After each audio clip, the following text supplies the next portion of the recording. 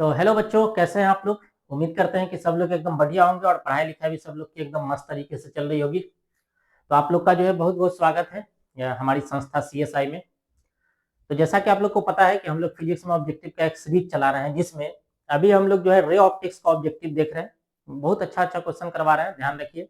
जितना क्वेश्चन करवा रहे हैं उस क्वेश्चन को करके एग्जाम में अगर जाओगे 100% जो है क्वेश्चन बनेगा। ठीक है, बहुत बढ़िया बढ़िया क्वेश्चन है। या तो क्वेश्चन जो पहले पूछा गया है वो क्वेश्चन है, कुछ क्वेश्चन जो है वो नया है ना, जिसको एग्जाम में पूछने की बहुत ज्यादा संभावना है। तो लगातार जो है एग्जाम भी काफी नजदीक आ गया है, तो लगातार जो है आपका रिवीजन चलते रहनी चाहिए। और जिस चैप्टर का ऑब्जेक्टिव क्वेश्चन डिस्कस करते हैं, ध्यान रखिए उस चैप्टर को जो है आपको रिवीजन कर लेना है, ताकि पूरी बात जो है आपको अच्छे से समझ में आए। तो हम लोग जो है 40 तक ऑब्जेक्टिव देख लिए थे, उससे आगे हम लोग को देखना है, तो आज हम लोग उसी के आगे कंटिन्यू करेंगे। ठीक है, तो लगातार बने रहिए। चलिए हम लोग देखते हैं। 40 तक जो हम लोग इसमें देख चुके थे, है ना, उसके आगे हम लोग को आज कंटिन्यू करना है। देखते हैं आज कितना हो पाता है। चलो यहां से हम लोग शुरू करने वाले हैं।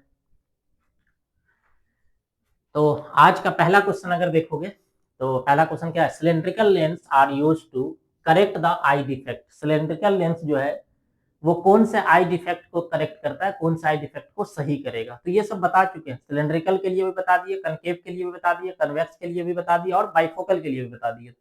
सबका बता दिए थे कि मायोपिया ठीक करने के लिए कनकेव का यूज करते हैं, हाइपरमेट्रोपिया के लिए हम लोग इसका कन्वेक्स का यूज करते हैं, एस्टिग्मेटिज्म के लिए सिलेंड्रिकल का यूज करते हैं और प्रेस बायोपिया के लिए बाइफोकल लेंस का यूज करते हैं। तो अभी चूंकि सिलेंड्रिकल के लिए पूछा है तो ऑप्शन सी हो जाएगा। ये हम लोग पिछले लेक्चर में भी डिस्कस किए होंगे, एक ही जगह सारी बात बता दिए थे। चलो अगला क्वेश्चन हम लोग देख लेते हैं। The velocity of light in vacuum. Vacuum में जो लाइट का वेलोसिटी है वो कितना है, 3 × 10⁸ सेंटीमीटर पर सेकेंड। वैसे ज्यादातर जो हम लोग याद करते रहते हैं मीटर में कि 3 × 10⁸ मीटर पर सेकेंड, बट यहाँ जो डेटा है वही डेटा आपको लेना पड़ेगा। तो C इक्वल टू है 3 × 10⁻10 सेंटीमीटर पर सेकेंड। आगे बोला है कि velocity of light in medium, कि मीडियम में जो है वेलोसिटी ऑफ लाइट का वेलोसिटी हम लोग को बताना है, और उस मीडियम का रिफ्रैक्टिव इंडेक्स दे दिया है, कितना है 1.5 के बराबर। यानी कि यहाँ जो हम लोग को म्यू भी पता है 1.5 के बराबर। तो एकदम सिंपल है, देखो म्यू का फॉर्मूला ही होता है speed of light in vacuum और बट्टा में speed of light in medium. Mu का क्या फॉर्मूला होता है, speed of light in vacuum बट्टा में speed of light in medium. अब चूंकि हम लोग को speed of light in medium बताना है, तो अगर v लिखोगे ना क्रॉस मल्टीप्लाई वगैरह में, तो देखोगे तो ये v का फॉर्मूला बन जाएगा c और बट्टे में। अब c कितना दिया हुआ है तुमको, 3 × 10⁻10 और बट्टा में कितना आ जाएगा, म्यू का वैल्यू है 1.5। अब बताओ पॉइंट अगर तुम हटाए तो एक जीरो आ जाएगा, 3 से काटोगे तो 5 और 5 से काटोगे तो 2। तो फाइनल आंसर जो मिलेगा वो 2 × 10⁻10 सेंटीमीटर पर सेकेंड। यानी कि कौन सा ऑप्शन जो है आपका सही हो जाएगा, ऑप्शन ए। ठीक है, जिसका आंसर पता रहेगा आंसर देते चलना है। अब ऐसा क्वेश्चन तो कई को देख चुके हो, है ना, कई क्वेश्चन जो है पीछे भी देखे हम लोग कि दो थिन लेंसेज है, एक का जो है तुमको दे दिया है फोकल लेंथ कितना है 20 सेंटीमीटर, दूसरे का कितना है 25 सेंटीमीटर। तो कह रहा है कि इफेक्टिव पावर बताइए। आप चाहो तो पहले जो है पावर निकाल करके जो है कॉम्बिनेशन का निकाल लो, या पहले फोकल लेंथ निकाल लो, बाद में जो है उसका कॉम्बिनेशन का। अगर डायरेक्ट लिखोगे तो देखो इसको हम लोग लिख सकते हैं F1 equal to 20 centimetre. Centimetre को मीटर में अगर बदलोगे तो 100 से डिवाइड करना पड़ेगा, तो ये कितना बन जाएगा 1/5। इसको कट करोगे तो 1/5 मीटर। तो यहाँ से P1 नहीं निकल जाएगा, P1 कितना के बराबर होता है 1/F1। तो इसको 1 जब ये 5 करोगे तो ये कितना बन जाएगा, 1/5 करोगे तो ये कितना आ जाएगा 5 आ जाएगा। इसी तरीके से अगर हम लोग F2 देखें तो कितना है 25 सेंटीमीटर है, इसको मीटर में बदलोगे ना तो 1/4 मीटर आएगा। 100 से भाग दोगे 25 चौका 100 होता है। तो यहाँ से अगर हम लोग P2 निकाल लें, दोनों का अलग अलग पावर निकाल लें, तो ये 1/F2 होगा। तो इसको अगर बट्टा में करोगे, अच्छा ये ऐसे लिखा है, तो इसको बट्टा में करोगे तो 1/1/4 आ जाएगा। तो ये 4 ऊपर जाकर के ये कितना बन जाएगा 4 डायोप्टर यहाँ, 5 डायोप्टर यहाँ। कॉम्बिनेशन का निकालना है तो कॉम्बिनेशन का होता है P1 प्लस में P2, यानी कि 5 और प्लस में 4, कितना बन जाएगा ये 9 डायोप्टर। Option B. कोई दिक्कत। चलो अगला क्वेश्चन देखते हैं। कह रहा है कि velocity of light in vacuum C. अब ये तो पिछले से पिछला क्वेश्चन जो था उसकी तरह हो गया कि वैक्यूम में जो है लाइट का वेलोसिटी कितना है, सी के बराबर। तो बोल रहा है कि ग्लास में बताइए, और जिस ग्लास के लिए जो है वेलोसिटी बताना है उसका रिफ्रैक्टिव इंडेक्स दे दिया है, कितना के बराबर है, 3/2। अब अभी बताया कि मीडियम में अगर लिखना हो तो v बराबर सी और बट्टा में म्यू होता है, तो सी तो जैसे वैसे रहेगा और म्यू का मान 3/2, 2 ऊपर जाके गुना हो जाएगा तो 2c और बट्टा में क्या आ जाएगा 3, यानी कि ऑप्शन बी। ठीक है, चलो अगला देखें। चलो इसका आंसर तो पता होगा, पिछले क्लास में इसी टाइप का ऑप्शन तुमको मिला होगा, बट वहां मैग्नीफाइंग पावर पूछ रहा है, यहाँ लेंथ पूछ रहा है, किसका, एस्ट्रोनॉमिकल टेलीस्कोप का। तो ध्यान रखना है एस्ट्रोनॉमिकल टेलीस्कोप का जो लेंथ अगर पूछेगा तो ये होता है f0 और प्लस में f। कोई ऑप्शन दिख रहा है ऐसा, जा ऑप्शन में नहीं है। दो ऑप्शन तुमको एक जैसा लग रहा होगा, ये बी और डी, तो दोनों में देखोगे मल्टीप्लाई, किसी एक में प्लस होगा तो किसी एक को बना दोगे, मान के चलो डी वाले को ही बना देते हैं f0 और प्लस में f। किसी एक में मल्टीप्लीकेशन का साइन हट करके एडिशन वाला आ जाएगा, तो किसी एक को चेंज करके ऑप्शन लगा दोगे। तो ध्यान रखना है, मेन फॉर्मूला ध्यान रखोगे f0 और प्लस में fe। चलो आगे देखते हैं। बोला है कि the absolute refractive index of water और ग्लास, ग्लास का और वाटर का दोनों का रिफ्रैक्टिव इंडेक्स दिया है। वाटर का कितना दिया है 1.3, ग्लास का कितना दिया है 1.5। अब कह रहा है कि रिफ्रैक्टिव इंडेक्स बताना है, किसका रिफ्रैक्टिव इंडेक्स बताना है, वाटर का बताना है, किसके रिस्पेक्ट में, ग्लास के रिस्पेक्ट में। रिफ्रैक्टिव इंडेक्स बताना है वाटर का, किसके रिस्पेक्ट में, ग्लास के रिस्पेक्ट में। तो इसको ऐसे लिखते हैं, जिसका बताना है उसको ऊपर और जिसके रिस्पेक्ट में बताना है उसको नीचे लिखते हैं। तो कितना आ जाएगा, इसका मान दे दिया है 1.3 और बट्टा में 1.5, यही आंसर हो जाएगा 1.3 और बट्टा में 1.5। आगे चले। If a beam of light passes from air to glass, अच्छा क्वेश्चन है। देखो ये मान के चलो ये क्या है, ग्लास है और एयर है। तब बताओ अगर कोई रे या रे ऑफ लाइट जो है अगर इसमें इंटर करेगा, तो पता है कि एयर का रिफ्रैक्टिव इंडेक्स कम होता है, ग्लास का रिफ्रैक्टिव इंडेक्स ज्यादा होता है। और हम लोग को ये मालूम है कि रिफ्रैक्टिव इंडेक्स जो है या वेलोसिटी जो है, उल्टा लिखो, वेलोसिटी जो है वो डायरेक्टली इनवर्सली प्रोपोर्शनल होता है किसके, वेलोसिटी जो है वो इनवर्सली प्रोपोर्शनल होता है किसके, रिफ्रैक्टिव इंडेक्स के। जिसका रिफ्रैक्टिव इंडेक्स ज्यादा उसका वेलोसिटी, उसमें वेलोसिटी क्या हो जाएगा, कम हो जाएगा। तो ग्लास का रिफ्रैक्टिव इंडेक्स ज्यादा है तो इसका मतलब वेलोसिटी क्या हो जाएगा, कम हो जाएगा।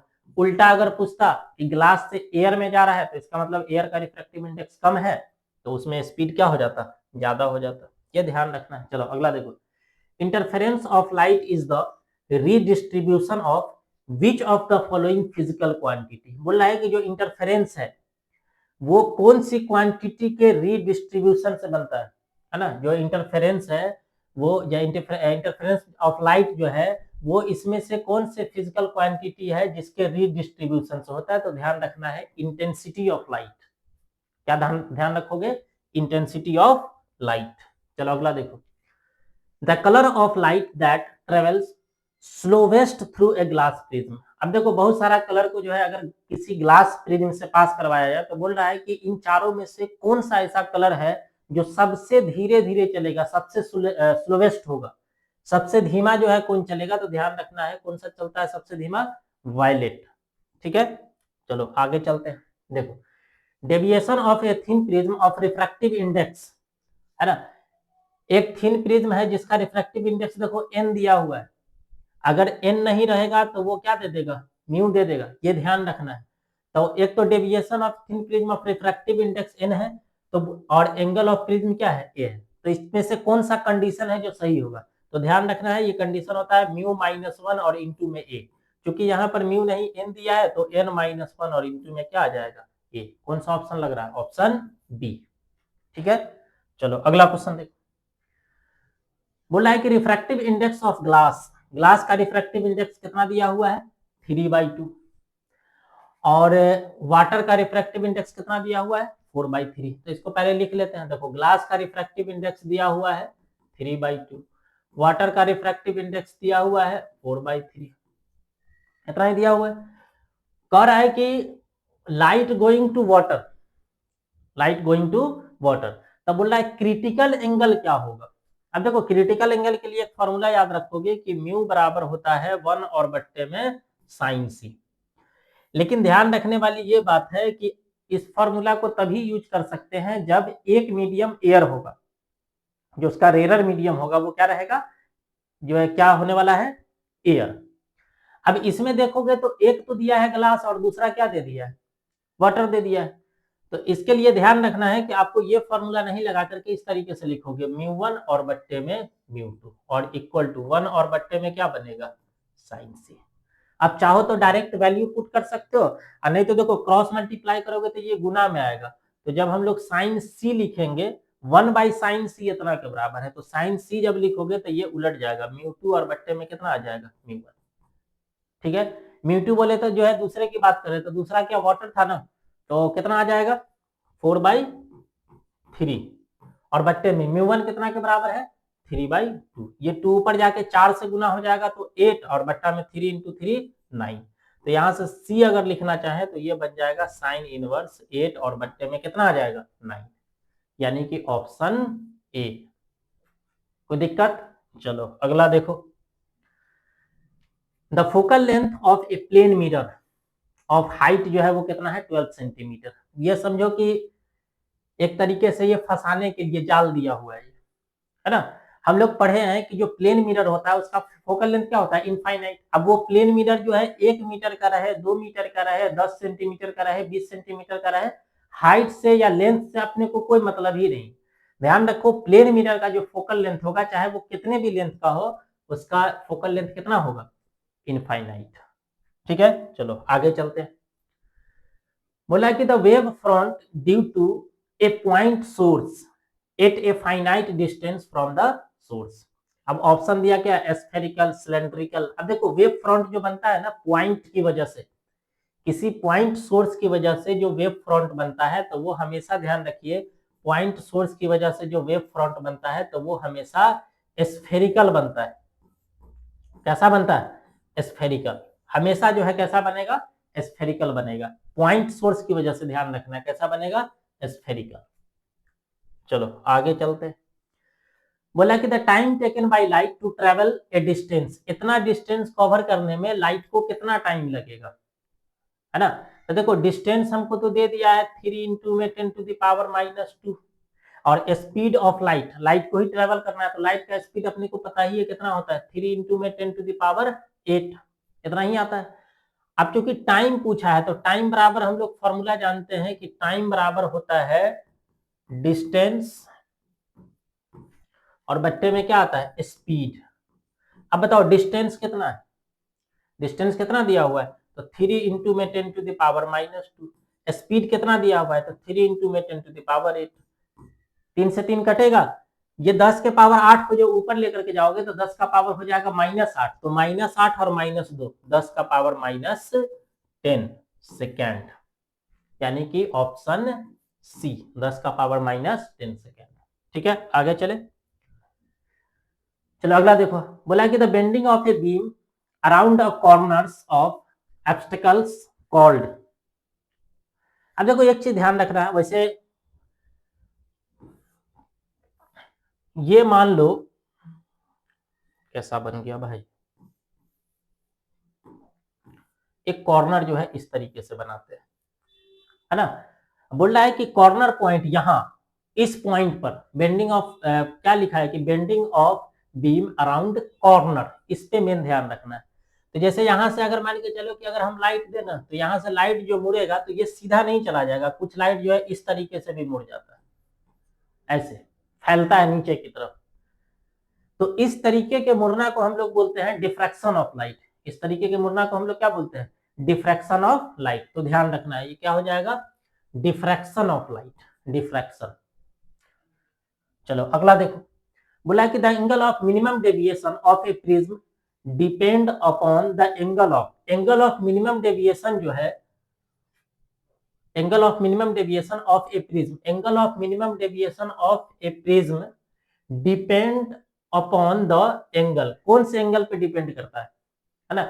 या सीधा समझो कि angle of minimum deviation of जो प्रिज्म है वो किस एंगल पे डिपेंड करता है। अब एंगल जो है देखो, इंसिडेंट एंगल भी होता है, रिफ्लेक्टेड एंगल भी होता है, रिफ्रैक्टेड एंगल भी होता है, उसके बाद आपको एंगल ऑफ प्रिज्म भी होता है। तो ध्यान रखना है ये किस पे डिपेंड करता है, तो एंगल ऑफ प्रिज्म पर। ये जो ए का वैल्यू होता है ना, इस पे डिपेंड करता है कि वो कितना डेविएट होगा। चलो अगला देखो, the minimum value of refractive index is, refractive index का कम से कम वैल्यू कितना हो सकता है। तो ध्यान रखो, 1 से कम हो सकता है बट 0 तक नहीं जाएगा। ये ध्यान रखोगे कि minimum value of refractive index का वैल्यू 1 से कम भी हो सकता है लेकिन 0 तक नहीं जाएगा। तो लेस देन 1, लेस का स्पेलिंग जो है देख लोगे, लेस देन 1 बट नॉट 0। चलो अगला देखो, बोला है कि a person can not see object clearly beyond 50 centimetre. कोई आदमी है जो 50 सेंटीमीटर से आगे की वस्तु को, आगे के ऑब्जेक्ट को क्लियरली नहीं देख पाता है। तब बोल रहा है कि इसका power of the lens, power of the lens to correct his vision, अगर उसके विजन को ठीक करना है तो उसके लिए जो पावर ऑफ लेंस चाहिए वो कितना चाहिए, है ना। अब उसके लिए देखो क्या करना पड़ेगा, ऑब्जेक्ट जो है कितना दिया हुआ है, a person can not see object clearly beyond इतना। एक काम करते हैं हम लोग, इसको फोकल लेंथ मान करके पावर निकाल लेते हैं। जैसे एफ इक्वल टू अगर हम लोग माने कि कितना है 50 सेंटीमीटर, तो यहां से अगर हम लोग पावर निकालेंगे तो 50 सेंटीमीटर है तो इसको मीटर में बदलोगे कितना आ जाएगा, 50 और बट्टे में 100 यानी कि 1/2। तो पावर जो है वो 1/f होता है, तो 1 और बट्टे में 1/2 यानी कि आ जाएगा ये 2 डायोप्टर।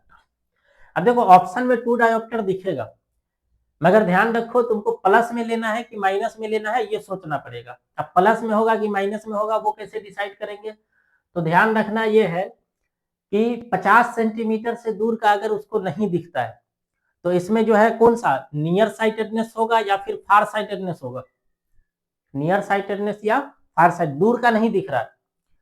तो दूर का अगर नहीं दिखता है तो दूर का नहीं दिखने में हम लोग को पता है कि इसका मतलब है कि उसको जो है कौन सा साइटेडनेस होगा, नियर साइटेडनेस होगा। इसलिए कि देखो नियर साइटेडनेस में क्या होता है, नजदीक का दिखता, पढ़े होगे 10वां में निकट दृष्टि दोष, निकट दृष्टि दोष में क्या होता है, नजदीक का दिखता है दूर का नहीं दिखता है। तो अगर इसको इसके बाद का नहीं दिख रहा है इसका मतलब दूर का नहीं दिख रहा है, तो इसके पास नियर साइटेडनेस है। और नियर साइटेडनेस के लिए बता चुके हैं कि हम लोग किसका यूज करते हैं, कनकेव लेंस का। और कनकेव लेंस का फोकल लेंथ निगेटिव होता है तो पावर भी इसका क्या होगा, निगेटिव ही होगा, यानी कि उसको यूज करना पड़ेगा -2 डायोप्टर। ऑप्शन क्या हो जाएगा, ऑप्शन सी। कैसे समझ रहा है बात, समझ रहे हो, देखो 2 तो मिल जाएगा लेकिन तुमको अब एक प्लस और माइनस में फंस जाओगे।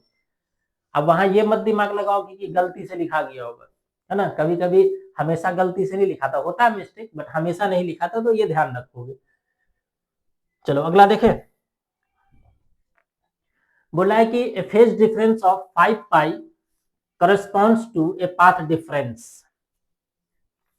बोला है कि किस पाथ डिफरेंस पर जो फेज डिफरेंस है वो कितना आएगा, 5 पाई आएगा।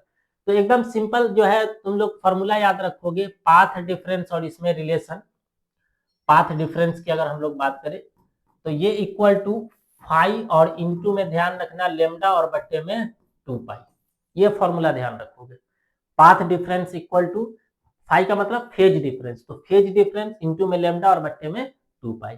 अब देखो फेज डिफरेंस कितना दे दिया है, 5 का वैल्यू दे दिया है 5 पाई के बराबर, 5 का वैल्यू कितना दे दिया है 5 पाई के बराबर। तो ये 5 पाई इंटू में लेमडा और बट्टे में कितना आ जाएगा 2 पाई। बताओ पाई से पाई कटेगा तो ये बन जाएगा 5 लेमडा और बट्टा में 2, 5 लेमडा और बट्टा में 2। ऑप्शन कौन सा हो जाएगा, ऑप्शन सी।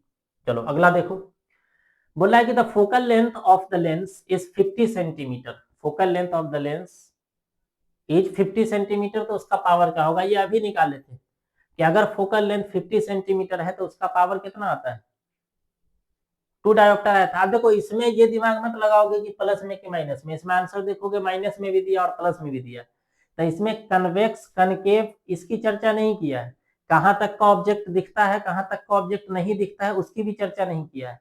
तो सिंपल अगर प्लस में दिया है तो आंसर किसमें देना है, प्लस में ही देना है, माइनस में दिया होता तो आंसर किसमें देते, माइनस में ही देते। तो यहाँ अगर निकालोगे तो +2 डायोप्टर आएगा तो +2 डायोप्टर ही आंसर हो जाएगा। ठीक है, चलो अगला देखते हैं। बोला कि the refractive index of diamond is, diamond का रिफ्रैक्टिव इंडेक्स कितना होता है? डायमंड का ये तो 10th क्लास में पढ़े होगे कि 2.42। चलो अगला देखो, इतना ही होता है ना, हाँ 2.42। बोला है कि दो लेंस है हैविंग पावर, जिसका पावर जो है दे दिया है 6 डायोप्टर और -4 डायोप्टर प्लेस्ड इन कॉन्टेक्ट। बहुत हल्का हल्का क्वेश्चन है भाई। एक का दे दिया है +6 डायोप्टर, दूसरे का दे दिया -4 डायोप्टर, कॉम्बिनेशन का पूछ रहा है तो दोनों को जोड़ेंगे तो 6 में से 4 माइनस हो जाएगा, कितना आएगा 2 डायोप्टर, यानी कि ऑप्शन डी। अगला देखो, which of the following can not be polarised, इन चारों में से कौन है जो पोलराइज्ड नहीं होता है? इन चारों में से कौन है जो पोलराइज्ड नहीं होता है? तो इसके लिए जो है ध्यान रखोगे ऑप्शन डी, अल्ट्रासोनिक वेव। देखो, एक होता है ट्रांसवर्स वेव और एक होता है लॉन्गिट्यूडनल वेव। तो जो ट्रांसवर्स वेव होता है वही पोलराइज्ड होता है, लॉन्गिट्यूडनल वेव जो है वो पोलराइज्ड नहीं होगा। और ये जो देख रहे हो अल्ट्रासोनिक वेव, ये लॉन्गिट्यूडनल वेव होता है, ध्यान रखना है। तो ये जो है पोलराइज्ड नहीं होगा, बाकी ये तीनों जो है क्या होता है, पोलराइज्ड होता है। चलो अगला देखते हैं, which of the following used in optical fibre, इन चारों में से कौन सा है जो ऑप्टिकल फाइबर के लिए यूज होता है? ये तो कितनी बार आ गया होगा, टोटल इंटरनल रिफ्लेक्शन। चलो अगला देखो, in term of wavelength of light lambda, light का वेवलेंथ कितना दे दिया हुआ है, lambda. The intensity of scattered light varies as, scattered light जो है उसकी इंटेंसिटी कैसे वेरी करता है? तो ध्यान रखना है लेमडा जो है,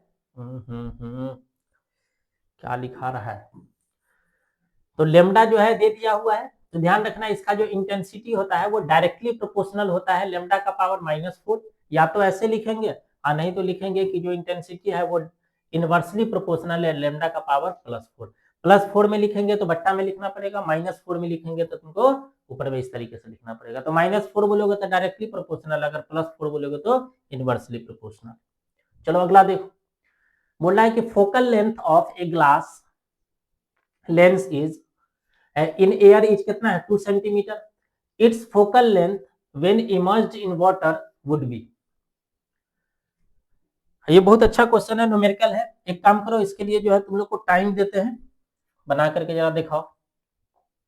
1 मिनट का टाइम है ना, इसको बना करके दिखाओ।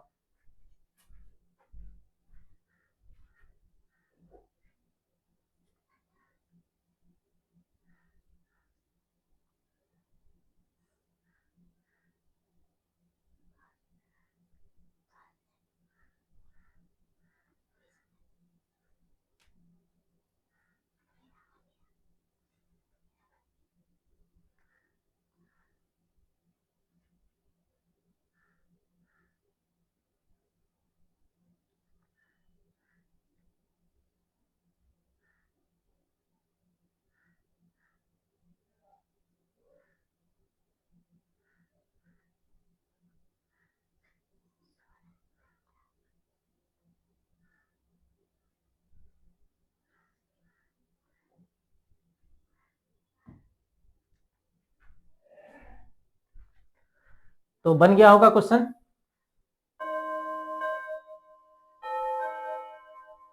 ठीक है, देखो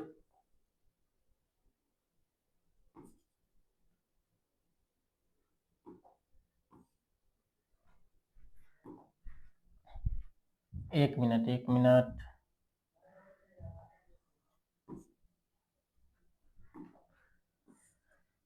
चलो देखो इसको कैसे सॉल्व करना है। अब इसके लिए देखो क्या करोगे कि फोकल लेंथ जो है वो ग्लास का दिया हुआ है, एयर के लिए कितना है 2 सेंटीमीटर, 2 सेंटीमीटर दे दिया है। अब आगे बोला है कि फोकल लेंथ बताना है, लेकिन जब उसको कहाँ इमर्ज किया गया है, वाटर के अंदर।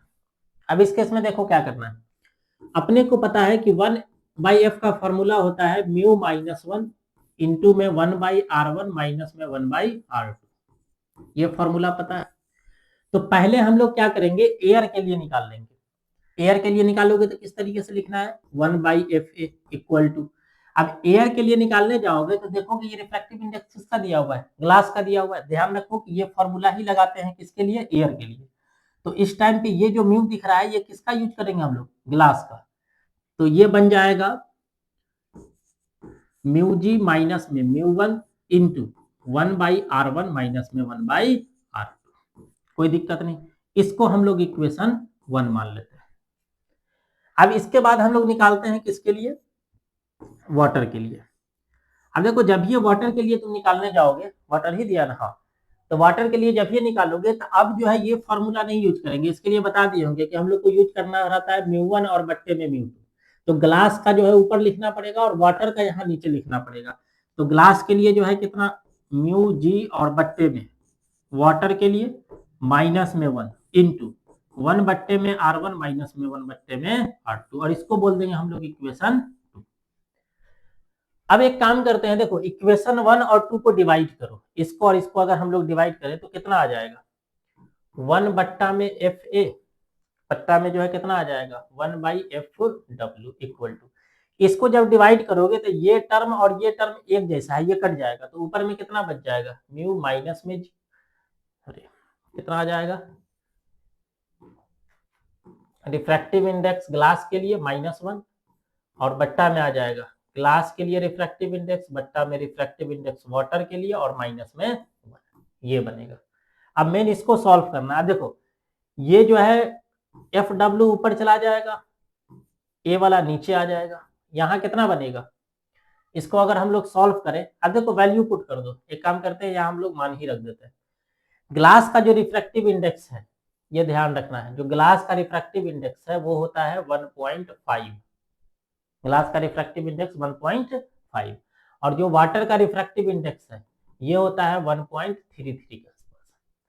तब इसका वैल्यू जो है पुट करो, यहाँ आ जाएगा 1.5 माइनस में 1 बट्टा में कितना आ जाएगा, तो ये आ जाएगा 1.5 बट्टा में 1.33 और माइनस में 1।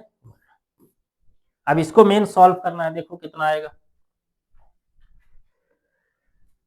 तो FW और बट्टा में FA इक्वल टू कितना आ जाएगा,